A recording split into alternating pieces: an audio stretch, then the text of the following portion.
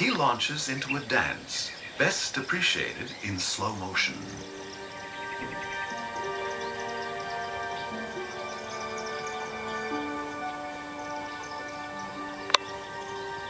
While he shuttles back and forth, the female plays coy, hiding in the flowers. But he knows right where his audience is.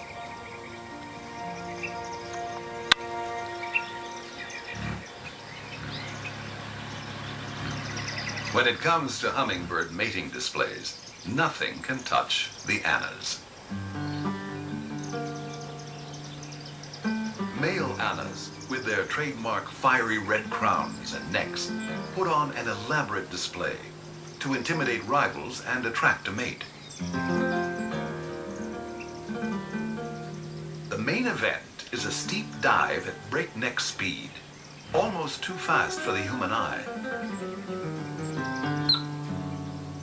You may have missed it, but the female certainly noticed. Here's another look. There's one thing you can't miss. Every dive is punctuated by a high-pitched squeak. So this is the territory I was telling you about. Biologist Chris Clark is investigating the Anna's mating display.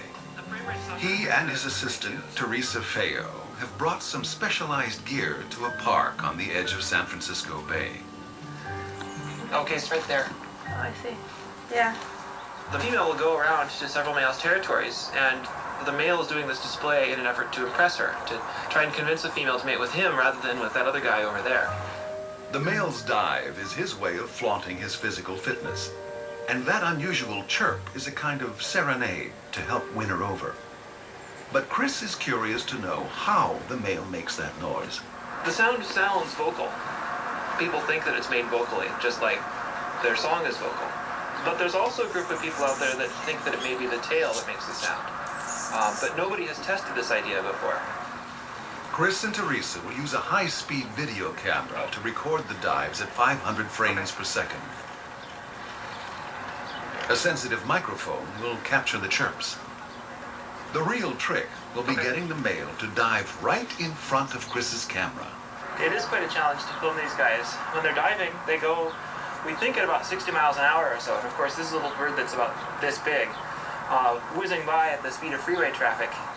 Chris knows that males tend to dive toward the sun to show off their red markings to best advantage, and that helps him position the camera. He'll be coming from over here, so right here would be a good place for the camera. To provoke the male into putting on a display, they place a female inside a mesh enclosure. And as added insurance, another female, a stuffed one, is mounted on a pole. This is a female that we got from a wildlife hospital. She didn't survive after being admitted. With their gear in place and ready to roll, there's nothing to do but wait for the show to start. And it doesn't take long. Oh, Going up. he's going up for a dive. The male begins his display by flying straight up about 100 feet and hovering to attract attention. Then he plunges toward the ground in a death-defying dive. Sending. Dive one. Dive one. Going up. That was dive two. Yep. Dive three. That was dive three. Estimates I have from videos are that the G-forces are about 10 Gs. Dive 7, which is about the same as what a fighter pilot blacks out under in fighter aircraft. Dive 14. Dive 14. It's phenomenal that this is just a routine part of their displays that they do. Sending. Dive 16. Okay, he's back on his perch. Yeah, check this out. Now that they've recorded more than a dozen dives, they can take a closer look in slow motion. So right now you can see he's just off screen up here, but he's going to appear and he's going to come down. See that?